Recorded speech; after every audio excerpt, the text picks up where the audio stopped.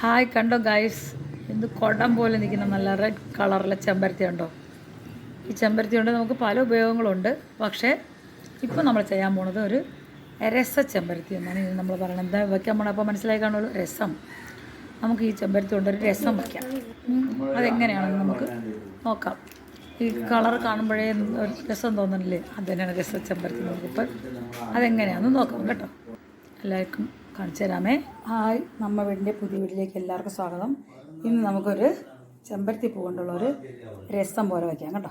കണ്ടോ, കാണിച്ചു തരട്ടെ. ഇതിൽ നമുക്ക് ഈ ചെമ്പരത്തി പൂവും ചേർക്കാൻ പറ്റും കേട്ടോ. ഇതുകൊണ്ട് വേണമെങ്കിലും വയ്ക്കാൻ പറ്റും. പക്ഷേ ഏറ്റവും നമ്മൾ രസ ചെമ്പരത്തി എന്നാണ് ഇതിനെ പറയുന്നത് തന്നെയാണ്. അപ്പോൾ ഇതുകൊണ്ട് നമുക്ക് എങ്ങനെയാണ് ചെയ്യണമെന്ന് നോക്കി. ഈ ചെമ്പരത്തി ആണെങ്കിൽ ഇതിൻ്റെ ഈ പൂമ്പൊടിയുള്ള ഭാഗം അങ്ങ് എടുത്ത് കളഞ്ഞിട്ട് ഇങ്ങനെ ഇതളുകൾ മാത്രം എടുക്കുക കേട്ടോ. അപ്പോൾ ഇതിനെ സംബന്ധിച്ചാണെങ്കിൽ ഇതിൻ്റെ ഈ ഞെട്ട് മാത്രം കളഞ്ഞ് ഇതിങ്ങനെ പിടിക്കുക. കണ്ടോ, ഇതാ. എന്നിട്ട് നമ്മളിങ്ങനെ കൂട്ടി പിടിച്ച് വെച്ച് നല്ലതായിട്ടൊന്ന് അരിഞ്ഞെടുക്കുക. നമ്മൾ ചീരയൊക്കെ അരിയും പോലെ തന്നെയാണ് അരിഞ്ഞെടുക്കുക.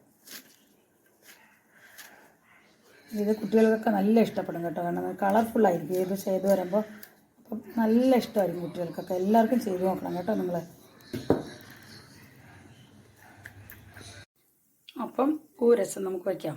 അതിന് വേണ്ടുന്നത് ഉള്ളി, പച്ചമുളക് അരിഞ്ഞത്, പിന്നെ വേണ്ടതെന്ന് വെച്ചാൽ പുളി കേട്ടോ. പുളി പിഴിഞ്ഞ് വയ്ക്കുക. പിന്നെ ബാക്കിയുള്ള എന്തൊക്കെയാണെന്ന് ഞാൻ കാണിച്ചു തരാം. അപ്പോൾ ആദ്യം നമുക്ക് പാത്രം അടുപ്പത്ത് വയ്ക്കുക, എണ്ണ ഒഴിക്കുക. ഇനി കടുക്, മുളക്, എണ്ണ ചൂടായി നമുക്ക് കടുകും മുളകും കറിവേപ്പില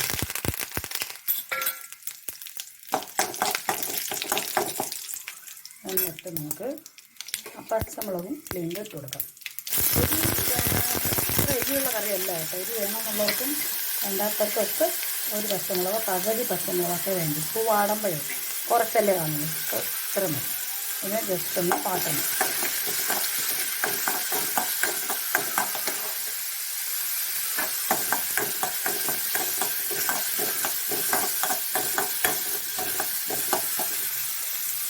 മതി കേട്ടോ. അപ്പോൾ നമുക്കിനി പൂ ഇട്ട് കൊടുക്കാം.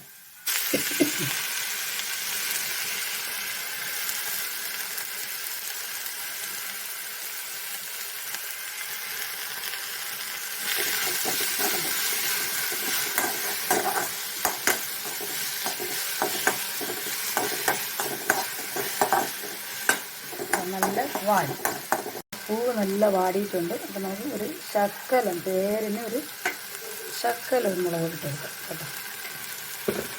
ഇച്ചിരി മതി.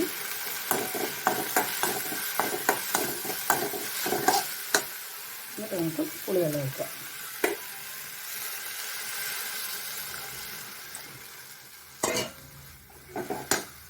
ഉപ്പൂടി ഇട്ട് കൊടുക്കാം.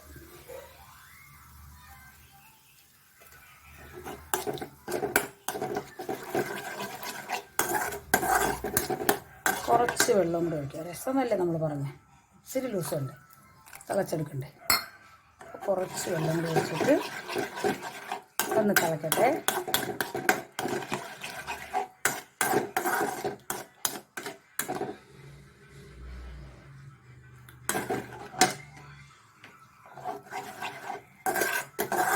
നല്ലോണം തിളക്കി ഇച്ചിരി കായം കൂടെ ഇട്ട് കൊടുക്കണം കേട്ടോ. അത് എന്തെങ്കിലും പൊടിയില്ല. അപ്പോൾ ഒരു ശക്കലം ഇട്ട് കൊടുക്കണം. അതിൻ്റെ ഒന്ന് അരിഞ്ഞട്ടെ. ചൂടാകുമ്പോഴത്തേക്ക് അരിഞ്ഞല്ലോ. അത് കറി ഏതാണ്ട് പാകമായി വന്നതാണ്. പക്ഷെ കായപ്പൊടി തീർന്നു പോയി.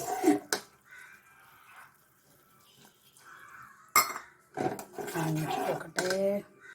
അപ്പോൾ കറി റെഡി, സെറ്റായി. കണ്ടോ, നല്ല റെഡാണ്. ചോറിൽ വയ്ക്കാം. കാണിച്ചു തരാം. എന്താ കണ്ടു.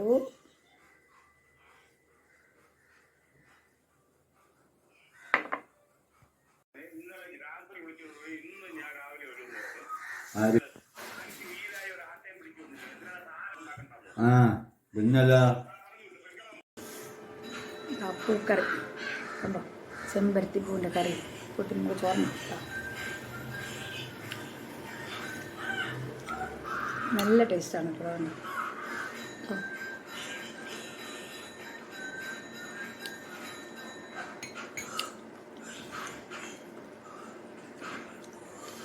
നല്ല പുളി, ആവശ്യത്തിന് എരി, ഉപ്പ് എല്ലാം ഉണ്ട്.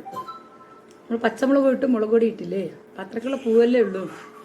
അപ്പം എൻ്റെ കൂടെ നാടൻ കത്തിക്ക മെഴുക്ക് പുരട്ടിയതും നമ്മുടെ നാടൻ കാച്ചിൽ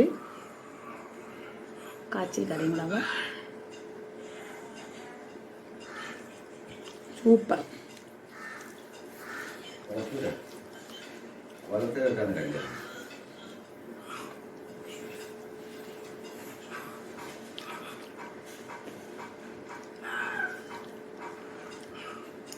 അടിപൊളി കോമ്പിനേഷനാണ്.